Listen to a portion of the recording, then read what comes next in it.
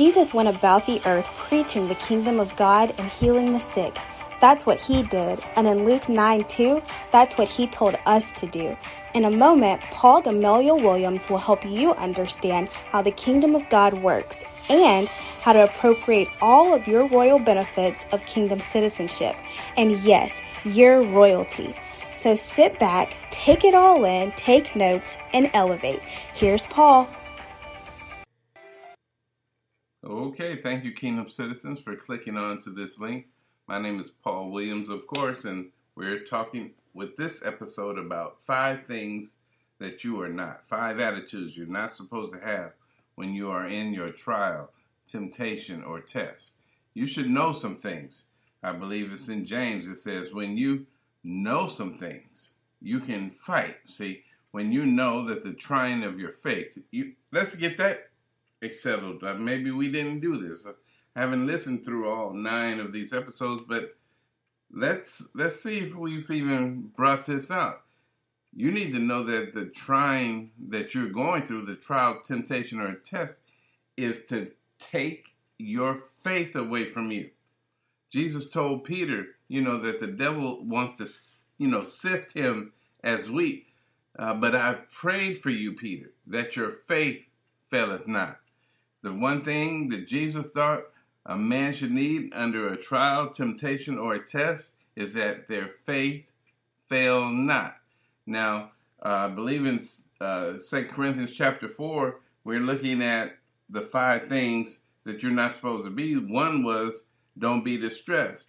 Even though you may be troubled on every side, don't be distressed. Number 2 is what we're talking about now. Even though you may be confused or perplexed, don't be in despair or desperate. Don't be desperate. I like that. Don't be desperate. And the only way to beat desperation is to be prepared. The more prepared you are. I think I heard somebody say that when preparation meets opportunity, success is inevitable. You see, so if you're prepared when the time, the trial, temptation, or the test comes, it's an opportunity to show forth your faith, because the enemy is after your faith. You see, so people can see you crumble because you couldn't stand under the pressure. He wants the world to see you get sick and die. He wants the world to see you be broke and not be able to manage your assets. He wants to see your family fall apart, So your family is going to get tested. Everything is going to go through a trial, temptation, or a test. But if you have planted the word of the kingdom in your family, in your spouse, in your life, if you put the word of grace in your mouth and heart, when the trial comes, realize that it's just the trying of your faith. And so now if it's coming after my faith, I'm going to stand up, lock in, knowing this, that the faith, the trying of your faith will work patience. And patience will bring you into completion and maturity. Patience will bring on hope. Experience. Patience will give you experience, Paul says in chapter 5 of Romans. And experience will give you hope. And hope will make that you will be not ashamed. You don't want to be ashamed.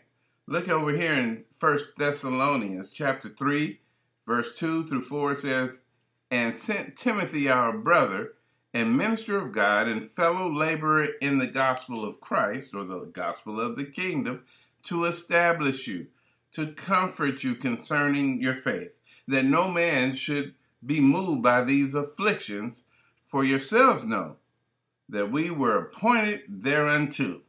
For truly, when we were with you, we told you before that we should suffer tribulations, even as it has come to pass, as you know. So Paul warned you. Paul said it's better to be prepared. I'm going to bring the word first, and then after the word comes the persecution. Jesus said, after the sower sows the word, then the wicked one comes to steal the gospel of the kingdom away. And if you don't have understanding of the kingdom, the enemy will be successful in destroying you, taking your faith away, making you cast faith to the side and trust in yourselves again. You cannot let the enemy bring you to the point where you trust in yourself, because you know how that worked for you for your life already. Here you are in the mid points of life, and you see that it didn't work for you. So you need the kingdom, a governing influence that will help you. My time is out, and I thank you for yours. Now we'll keep podcasting for the kingdom, and you can find us on your favorite platform.